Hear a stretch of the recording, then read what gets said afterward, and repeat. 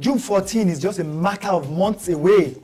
This is Moments to Russia. Trust me, everybody is talking about the FIFA World Cup now.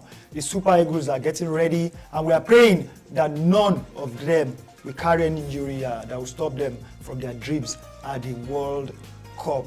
It's going to be really amazing because everybody is looking towards Nigeria probably getting to the quarterfinal or to become the first African team to make it to the semi-finals of the World Cup. Welcome, Kayode Tijani is my name, and of course I have Femi here, with me from the start for a good reason. Femi, it's a pleasure to be here once again, Kayode.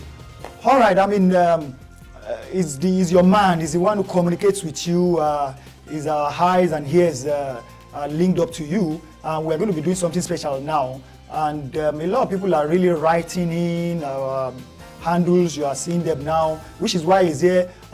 A lot of people want to see all the answers that you've been bringing. They want to see it real life. A lot of people have been requesting for the moments, the first moments of the World Cup. Placendo Galindo sent off in Uruguay 1930. But I'd like to ask Kayode, what position in the game of football is more vulnerable to cards? Is it the midfielders? Oh, of course, the defenders. Well, Placendo Galindo was a midfielder. Rare case. Rare cases. There are times in which there have been times in which strikers have been sent off. Oh yes. Oh, yes. When you are there, you don't even know whether you are a defender or a midfielder. That's why defenders score too. So it's interesting. So they want to know. They want to see films of all you've been talking about. To them, it's like a fairy tale. So, yes. To Kayode, for example, 11th June 1986 in the game versus Belgium, he was sent off as a manager. He got so angry and he couldn't hold his anger. Because he's human, like yes, everybody. And the referee had to send him off. So bad. And also for the goalkeeper, we have our first goalkeeper to be sent off, Gboyega, and that was in the USA 94. It was in a game versus Norway. The goalkeeper was sent off. But the irony of Gboyega is that after his suspension, he came on in the semi-final versus Brazil to save the penalty from Santos. Exactly. But Brazil still went on to win it. Well, which is, I'm Brazilian, I'm yellow. I love Brazil and they love that. When it comes to Brazil and Italy, it can be really tough, and we're going to be showing a lot of that because the 1994 World Cup final, those are the two countries. So let them know also, because it's you that is going to be telling them. A lot of people are writing in, they want to know, repeat to them, let them know, let them not forget the fact that they can request for whatever. Oh yes, for every moment you would like to see in the history of the FIFA World Cup. And as we said last week, in the history of international football, because on Moments to Russia, we are not limited to the FIFA World Cup. Send in your request to our social media platform, Moments to Russia on Instagram, and on Facebook, Moments to Russia as well. For Twitter, Moments to Russia, send in your request, including the hashtag Moments to Russia. And you will be lucky to view it next week on this station. Okay, I'm sure before you leave, you have some quiz for them. Oh yes, we have 2 questions for today, not 3 questions as usual. Okay. Our first question is, in what World Cup, what edition of the World Cup were the most red cards issued? That's the first question. Our second question for today is, who is the first defender in the history of the World Cup to score a goal? 2 questions, 2 winners. I'll take that again. Our first question, what edition of the World Cup were most red cards issued? Second question, who was the first defender to score a goal in the FIFA World Cup? Send in your answers to our platforms, Moments to Russia, on Twitter, Facebook and Instagram. Thank you very much. You're welcome. We're going to be expecting all this from them. Oh yes, oh yes. Okay, join us after this time out.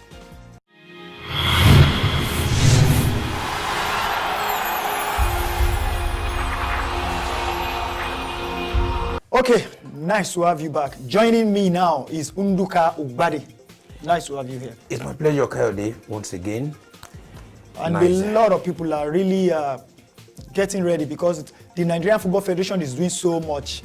There's going to be an award for past players up till now, and they have a plan in place. There's going to be friendly matches with England at the Wembley Stadium, different friendly, lot of plans, lots of plans, and it's going on right now on your screen. What are their plans? How are they going about it? Are they going about it the right way?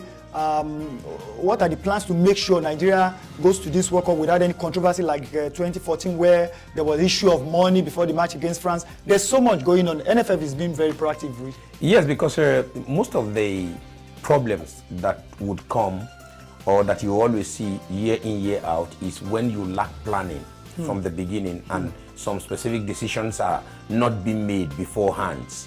Then during the competition or anything that you're doing, then when all these things starts to come up, you won't know how to deal with how to handle them. But in this case, the NFF is doing everything humanly possible, inclusive of motivating the home base. They know how much exactly they are going to get now. Yes, so which makes it a lot better. And this will help the team to be comfortable, the individuals to be very, very comfortable to know that they are not only participating, they will be contending, you know, or competing for the highest prize, being comfortable. Already, the captain, the major players have met with the NFF chieftains and like, you know what, our bonus, this is it. Where you are getting paid this time, this is how much. It makes a lot of sense. A lot of sense. It's quite interesting that things like this are being done for this moment, and I would want to praise the Nigerian Football Federation for such a step. But one thing, Kayode, that I would want is that the federal government as well should come up most of the time and give a lot of money to the thing, so that every other person, inclusive of the individuals going, can be very, very comfortable, and our press too can have the opportunity of getting there and reporting comfortably well. FIFA is giving money to every stage. It's like every other country. FIFA gives money to them for development for every other. So we're not likely to have all this noise, the controversy. Exactly, which is very, very, very important that we don't have.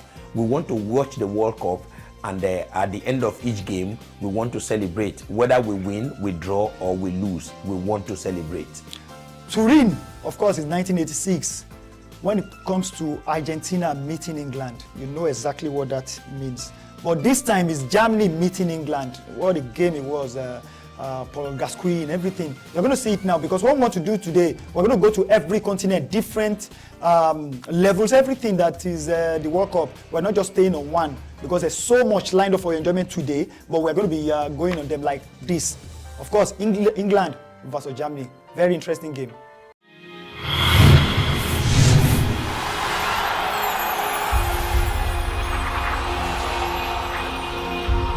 First up, an epic encounter on a warm July evening in Turin. England v Germany for a place in the FIFA World Cup final. After a goalless first half, it took a large slice of fortune to break the deadlock. A wicked deflection off Paul Parker from Andy Bramer's free kick was enough to beat Shilton and put the Germans ahead. With 10 minutes to go, Parker whipped in a cross that left three German defenders facing the wrong way long enough for Lineker to equalise. The goal put England into extra time for the third successive game. There were missed chances, great saves, and most famous of all, the tears of a clown. Paul Gascoigne's rash challenge on Berthold earning him a yellow card and suspension should England make the final. His disappointment and disbelief turned the rising star into a national icon.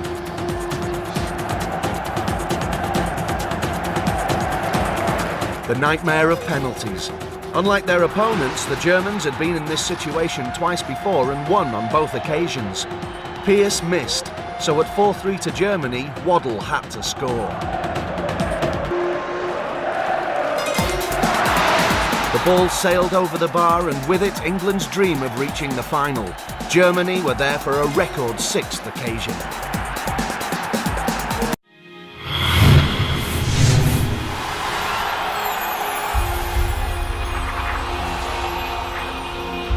Okay, Unduka, Germany won that.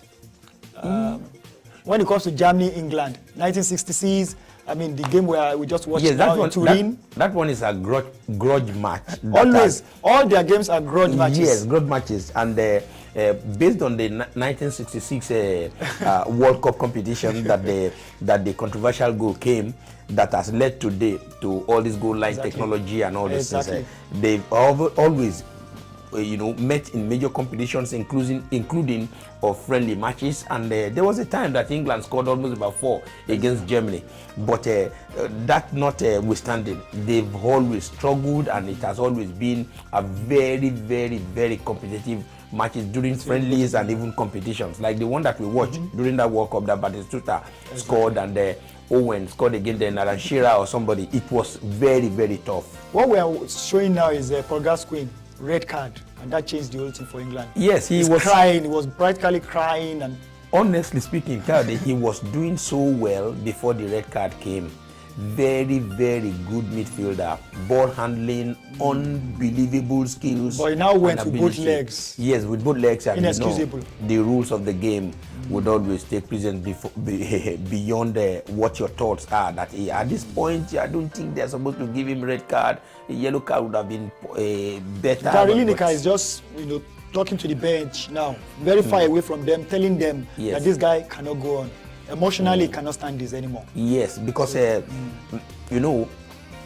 any football competition, or when you're building a team, you build on conditioning, you build on technicalities, tactical discipline, then you build on psychology.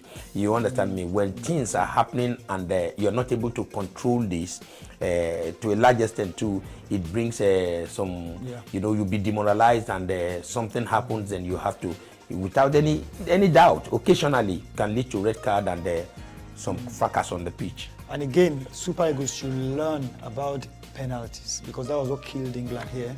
They lost about 2 of it, which is inexcusable. I mean, try to convert your penalties, very important. So maybe we should be singing it loud for Genetro and his boys. He could end in penalties, so be very ready just in case.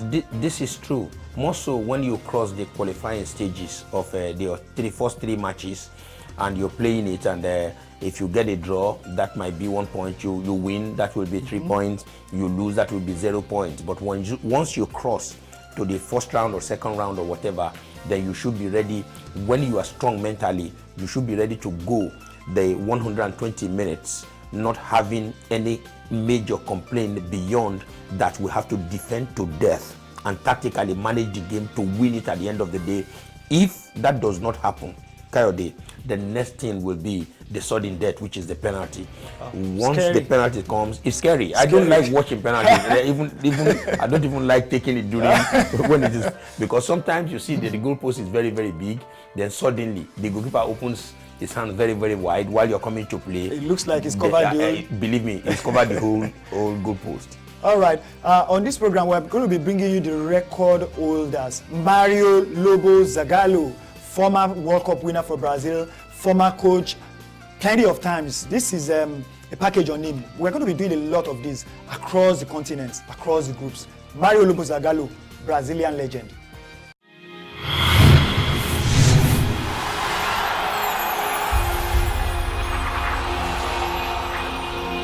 Is Brazil's Mario Zagallo.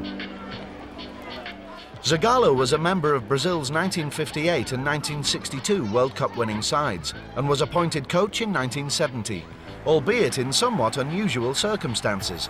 Brazil cruised through the qualifiers under João Saldanha, but just months before the start of the tournament, Saldanha was fired. Zagallo was put in charge of the team that had the world's greatest player. His calming influence worked wonders. With Zagallo in charge, Brazil were irresistible and won the FIFA World Cup with arguably the best side of all time.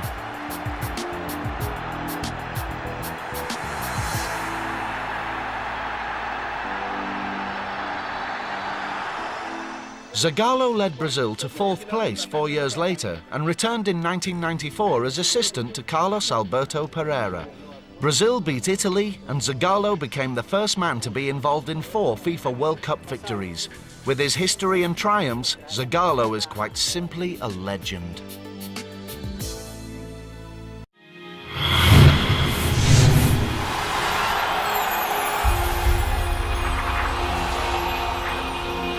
Okay, Nduka, we're back and we're talking Pele now. The last 1 week, there was news, of course, that he fell down. He was exhausted. He's been going to England, going to all the countries. They are inviting him everywhere. But of course, old age, it's not easy. You're not going to take that away from the equation. once you are old and you still want to do what the body is used to doing while you're very, very young, then automatically you are going to be having some problems, you know. And it's almost about 70 something now, if I'm not mistaken. So, but everybody wants him. Yeah, they all want Pele to be there. Even as I'm seated here, I'm looking forward to one day that he's going to come to Nigeria again beyond the one that he came 1970 something that they came to play at the USC Stadium, now the Teslim Balogun Stadium. You know, I've seen him on 2 occasions, but I still want to have you know, see him, then maybe for like 2 minutes have some kind of discourse with a World Cup winner to a World Cup winner. Believe me, you understand, and a superstar to one who is just part of the team as well too, beyond being the captain. Yeah, exactly.